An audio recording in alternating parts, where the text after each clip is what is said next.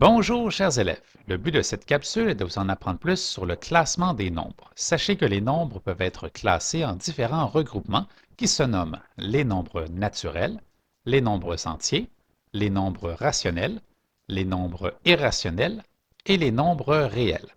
Voyons-les maintenant séparément. Tout d'abord, les nombres naturels incluent les nombres que nous pouvons dénombrer. Ils sont représentés par la lettre n et ils incluent les nombres 0, 1, 2, 3, 4, 5, 6, 7, 8, 9 et ainsi de suite jusqu'à l'infini tant que ces nombres sont entiers. Voyons maintenant les nombres entiers qui incluent les nombres naturels et leurs opposés. Ils sont représentés par la lettre Z. Ils incluent les nombres naturels 0, 1, 2, 3, 4 et ainsi de suite et leurs opposés. Alors, par exemple, pour 1, nous avons moins 1, 2, moins 2, 3, moins 3 et ainsi de suite. Un contexte de la vie de tous les jours où nous utilisons régulièrement les nombres entiers est lorsque nous représentons la température. Par exemple, il annonce moins 5 degrés Celsius ce matin. Sachez que nous pouvons aussi diviser les nombres entiers en nombres entiers négatifs et en nombres entiers positifs, le 0 pouvant être utilisé dans les deux divisions.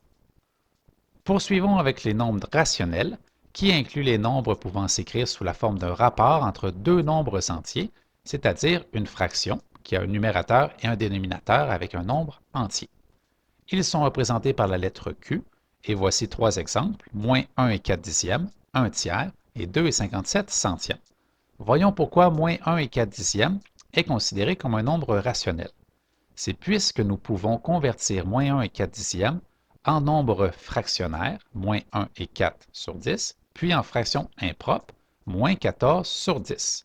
Alors avec moins 14 sur 10, nous avons un rapport entre deux nombres entiers, et c'est pourquoi moins 1 et 4 dixièmes est considéré comme un nombre rationnel. Il en va de même pour 2 et 57 centièmes, que nous pouvons représenter 2 et 57 sur 100, et en fraction impropre, 257 sur 100. Voyons maintenant les nombres irrationnels qui incluent les nombres ne pouvant pas s'écrire sous la forme d'un rapport entre deux nombres entiers. Ils sont relativement rares, ils sont représentés par la lettre Q suivie d'une apostrophe, et voici deux exemples. La racine carrée de 2, que lorsque nous la calculons, nous allons obtenir 1,414,213, puis une série de chiffres un peu aléatoires jusqu'à l'infini.